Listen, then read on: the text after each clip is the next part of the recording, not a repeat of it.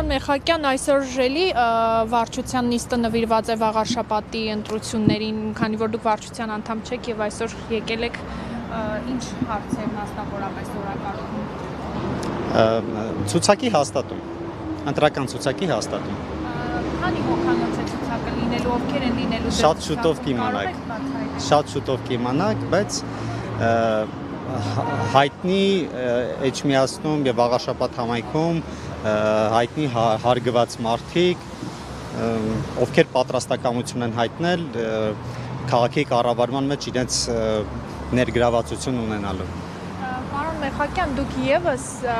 ապավինելու եք այլ ուժերի օգնությանը, օրինակ Երևանի օրինակով, ինչպես Հանրապետություն կուսակցությունը կոալիցիա կազմեց ԿՊ-ի հետ եւ կարողացավ քաղաքային իշխանությունը վերցնել, որովհետեւ հայտնի դարձավ, որ Հարություն Մկրտչյանը եւս առաջադրվելու է Էջմիածնի ընտրություններում եւ խոսվում է, որ ինքն է ԿՊ-ի համար ձայներ ապահովելու, որպեսզի կարողանա քաղաքի կառավարումը վերցնել ձեր ձեռքը։ Քաղաքացիական պայմանագիր կուսակցությունը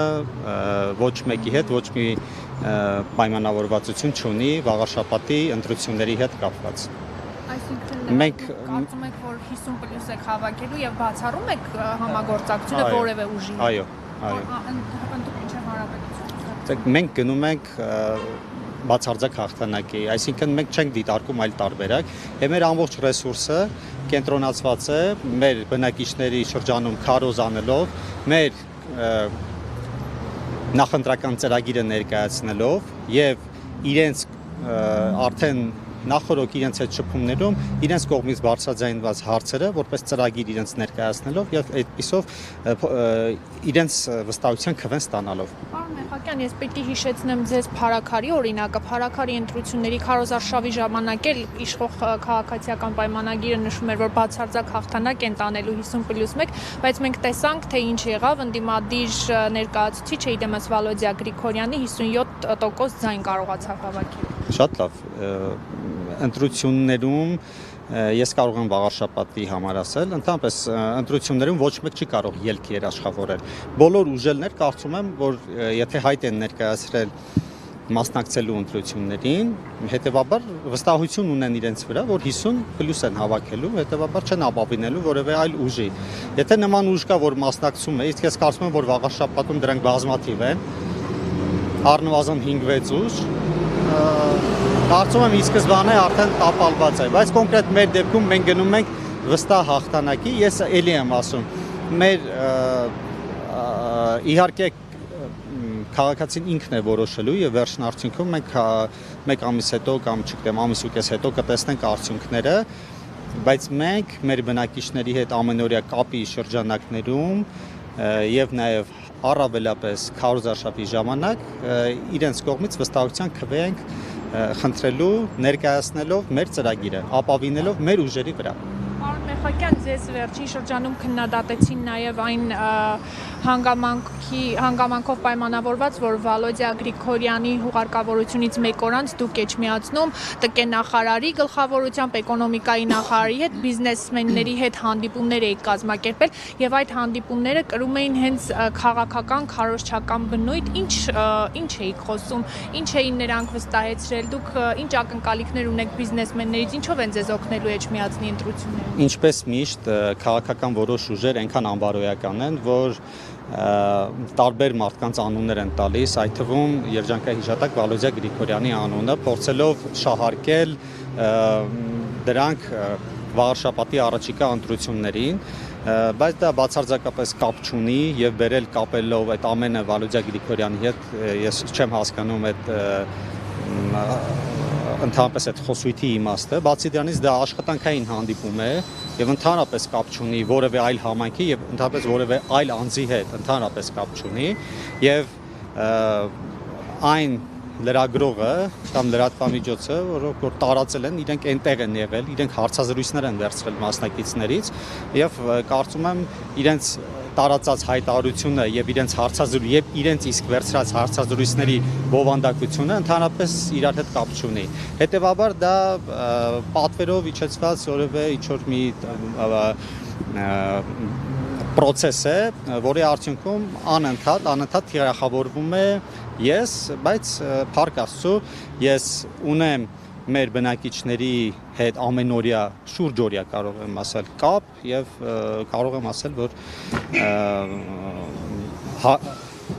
նույնիսկ այդ հակաքարոզները դրական էֆեկտ են տալիս։ Պարոն Մեխակյան, ձեր տեխնատության վերաբերյալ եւ ընդհանրապես հաղթանակի հետ կապված նշում են, որ ձեզ մասնավորապես շատ ավելի շատ հարգում են ձեր հոր համար երջանկահիշատակ պարոն Մեխակյանի ում անունով նաեւ Ջաբրայել անվանակոչվեց Մեխակավան եւ բայց այդուհանդերձ նաեւ ձեզ քննադատում են, որ դուք ներողություն արտահայտությանս համար ուրացել եք ձեր հայրիկի падգամը, քանի որ նա Արցախ ազատագրած անձնավորություն է եւ դուք հիմա անդամակցում եք մի թիմի, որը պարզապես հանձնել է Արցախը եւ ճանաչել է այլ պետության տարածքային ամբողջականության մեջ։ Իսկ դուք կարծում եք, որ այս թիմը հանձնել է Արցախը։ Չէ, դուք հարց եք հնչեցնում, դա փաստարկ չի։ Դա ընդամենը մերձ քոչարյանական, մերձ սերժական այն ուժերի ներկայացուցիչներն են, ում վրա երկու մանատ շպրտել են, ովքեր ծախվել են 2 կոպեկի համար եւ ընդհանրապես այդ հայտարարություններն են տարածում, որ ընդհանրապես իրականության հետ կապ չունի եւ իրենց ամենօրյա գործունեությամբ ծախում, վաճառում են իրենց հայրենիքը, իրենց տունը այսօր։ Այդ նույն ուժերը եւ այդ նույն ուժերի ներկայացուցիչները, եւ էլ չեմ ասում դրանց տեղական կիսակցորդները։ Պարոն Մեխակյան, բայց տեսեք, այդուհանդերձ ձեր հայրը մեծ վաստակ ունի եւ նշեցի, որ Մեխակավանն էլ իր գործունեության համար են անվանակոչել եւ այն մարդիկ, ովքեր ձեր հարցեր են ուղում, չեմ շահարկում, ես արձանագրում եմ այդ մարդիկ, ով ինձ հետ բոլոր այն մարդիկ, ովքեր ուզում են այդ հարցի պատասխանը ստանալ, իրենք ուղիղ իմ հետ կապ ունեն կամ կարող են ունենալ եւ այդ հարցի պատասխանը կարող են ստանալ։ Ես ընդամենը կարող եմ ասել, որ դրանք ընդամենը քաղաքական ստոր շահարկումներ են, անբարոյական շահարկումներ են, բարոյականությունից զուրկ մարդկանց։ Բոլոր այն մարդիկ, ովքեր խոսան դրա մասին, ես կխնդրեմ ուշադրություն դարձրեք նրանք ովքեր են իրականում իրենց շրջապատում հանրության մեջ ինչպիսի հարգանք, վաստակ, ինչպիսի հետագիծ ունեն, ինչպիսի գործունեությամբ են զբաղվում, դրանք մեր հասարակության ցեցերն են, որոնք որ այս ընտրություններից հետո հուսամ կպապանձվեն ընդհանրապես։ Այդ մարդկանց գնենք մի կողմ։ Ես դա եմ ասում, ընդհանրապես իմ հոր անունը շահարկելը դա քաղաքական մանիպուլյացիաներ են, որովհետև բոլոր այն քաղաքական ուժերը եւ իրենց ներկայացուցիչ ճակերտավոր լրատվամիջոցները դրա մասին հիշում են ընտրությունների ժամանակ։ Խաղաղ ժամանակ ոչ մեկը չգիտեր դրա մասին, բոլոր ազնվություն թող ունենան այն մարդիկ, այն լրագրողները, ովքեր այդ հարցը անձնական նպատակներով շահարկում են, իհարկե ես նաեւ այդ մարդիկ թող ազնվություն ունենան, ասեն իրենք ասենք Մեխակավան անունը երբեն առաջի անգամ լսել երբեն իրենց պատվերի չսել որ դրա մասին շատ քչերը, ովքեր իրականում եղել են Արցախի հետ կապի մեջ, ովքեր իրենց անվասեր գործն են իրականացրել։ Ներողություն։ Հա։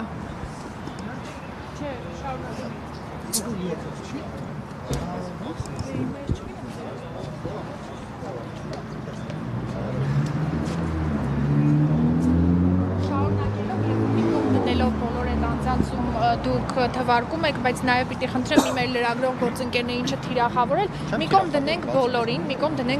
արձանագրում ենք Ես մի բան էլ ասեմ, ես ուզում եմ ասել, որ ամենայն հարգանքով մեր լրագրող բոլոր գործընկերները, ես բոլորին հարգում եմ, այդ թվում են մարդկանց, ովքեր որ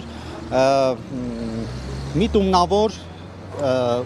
ապատեղեկատվություն են տարածում, ներողություն,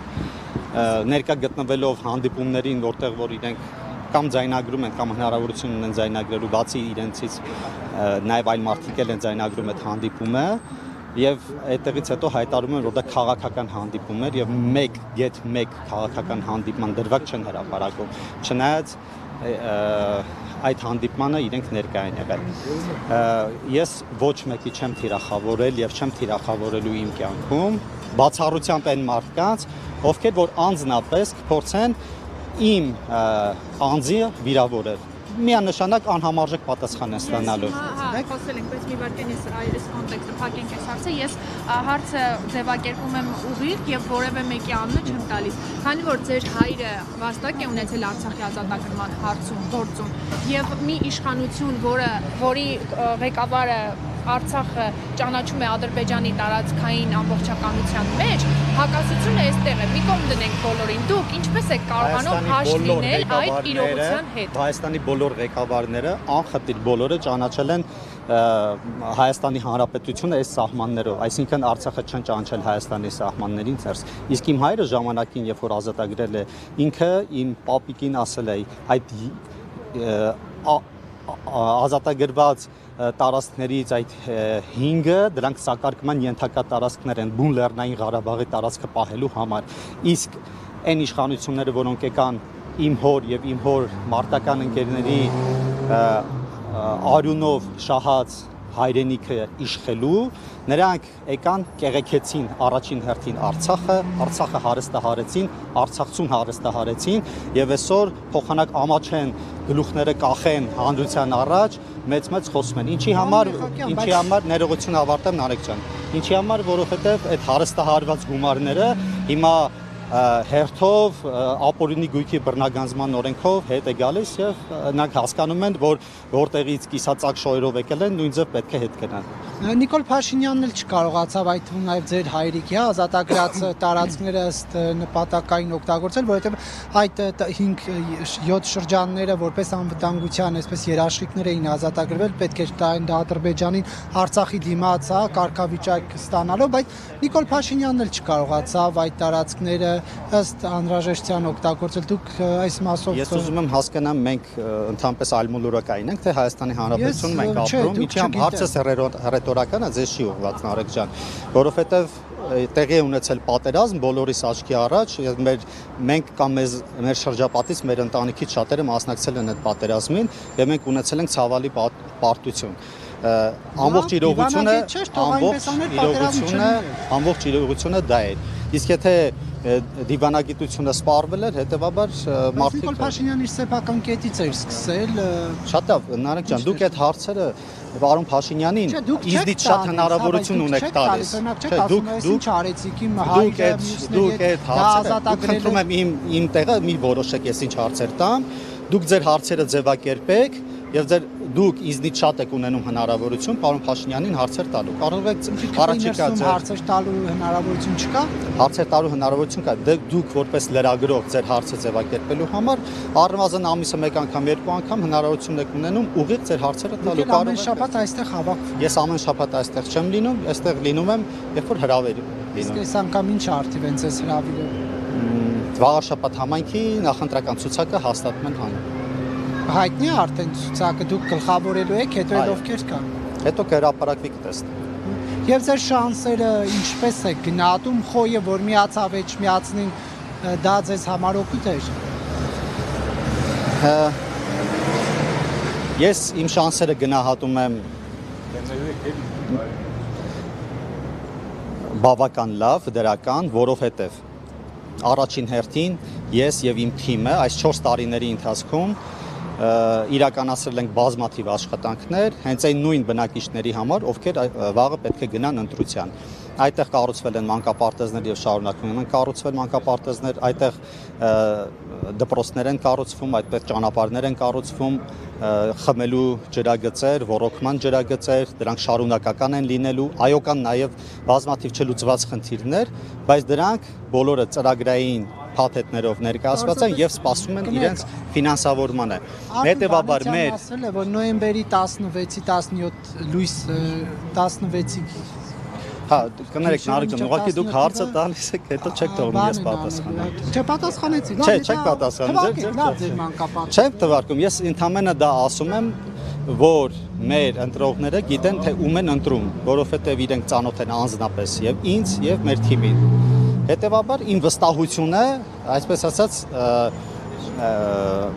այնպես չի, որ չգիտեմ ուրիշ տեղից է գալիս է իրական շփումների հիման վրա։ Հիմա Արթուր Վանեցյանն ասում է, որ նոյեմբերի 16-ի գիշերը լույս 17-ին հաղթանակ է տոնելու վաղարշաբաթի ընտրություններում։ Դա նա հայտարարեց, երբ որ վաղարշաբաթում գրասենյակ բացեց։ Հիմա մտավախություն չունեք, որ ընդդիմությունը կհաղթի։ Ես ցավոք ժամանակ չունեմ այդքան Արթուր Վանեցյանին լսելու համար։ Իսկ ընդդիմության շանսերը ինչպես է գնահատում, մտաբախություն չունեք, որ կմիավորվեն եւ ինչպես Գյումրիում Բացարձակապես Արտուր Վանեցյանը իր ֆինանսավորման լրատվամիջոցների միջոցով լծվել է հակաքարոզի իմանձի դեմ։ Հետևաբար կարծում եմ, որ նրանց դիրքերը բավական թույլ են։ Եթե բավական ուժեղ լինեն, լծված կլինեն իրենց տեխնացուի վրա կաշխատեն, իրենց ծրագրերը կներկայացնեն, միգուցե մենք էլ կարդանք իրենց ծրագրերը հավանենք, չգիտեմ։ Ծրագրային բացարձակ ես ցավում եմ ուղղակի, որ չկա ծրագրային որևէ մրցակցություն, կա անձի պարզապես ճղճիմ հակաքարոզ։ Այդքան դա։ Պարոն Մեխակյան, կներեք, դուք այնուհանդերձ հաշտ եք Արցախի այս Ես այդ հարցին պատասխանեցի ձեր գոլեգայի։ Այսինքն դուք միայն մեկ լրագրողի Ինչ-որ մեկը կա, որ հաշտ է, հա։ Չգիտեմ, ինչ եք խուսափում դուք։ Չեմ խուսափում։ Հաշտ եք դուք այս ամենը։ Ես ասում եմ ինչ-որ մեկը կա, որ հաշտ է։ Բայց եթե հաշտ չեք այս թիմում, ինչ եք շարունակում մնալ։ Այսինքն Օրինակ Արցախը որ ճանաչվեց Ադրբեջանի կազմում, հա, դուք դրա հետ հաշտ եք։ այս նախկին բոլոր ղեկավարները, որ ճանաչել են, ոչ մեկ չի ճանաչել Հայաստանի կազմում։ Ես էլի եմ ասում, նախկին բոլոր ղեկավարները իրենց ղեկավարման տարիներին Արցախը ընդհանրապես դրոշակ են սարքել իրենց կեղծիքները անելու համար, կեղծարարություն անելու համար Հայաստանի ժողովրդին եւ արցախցիներին, Լեռնային Ղարաբաղի ժողովրդին կեղեքելու, հարստահարելու համար։ Եվ ընդհանրապես այսօր իրենց տակտներից ստիպված են դուրս եկել, որովհետև ապօրինի բռնագանձման մասին օրենքով այդ բոլոր հարստահարված կեղեքված գումարները հետ են գնում պետական գանձարան, որի շնորհիվ նաև հանրային մեծ բարիքներ են ստեղծվում, դպրոցներ, մանկապարտեզներ։ Ինչ է կանոնակ, եթե իրավիճակի հետ հաշտ չեք, դուք Եթե որևէ մեկ, այսինքն ինչ պետք է անեմ, եթե դուք տանում եք այն թեզը, որ այս իշխանությունն է մեղավոր, ես խնդրում եմ մենք ապրել եւ ապրում ենք մի միջավայրում եւ ամեն ինչ մեր աչքով տեսել ենք, այսինքն բերել, բարթել մի իշխանության վրա, թողնել մեկ գիշերում թռնել պատասխանատվությունից եւ ասել որ այս մեկ մարդն է մեղավոր եւ այս քաղաքական այս մեկ ուժն է մեղավոր, շատ ներողություն։ Դրա համար ժողովուրդը գիշերում թռավ պատասխանատվությունը։ Իսկ ով թռավ, իսկ ով չթռավ։ Ինքը եւ իր թիմը։ Իսկ այսօր հելել են մեծ խոսում են թե Արցախ եւ այլն եւ այլն։ Իսկ ինչու Արցախ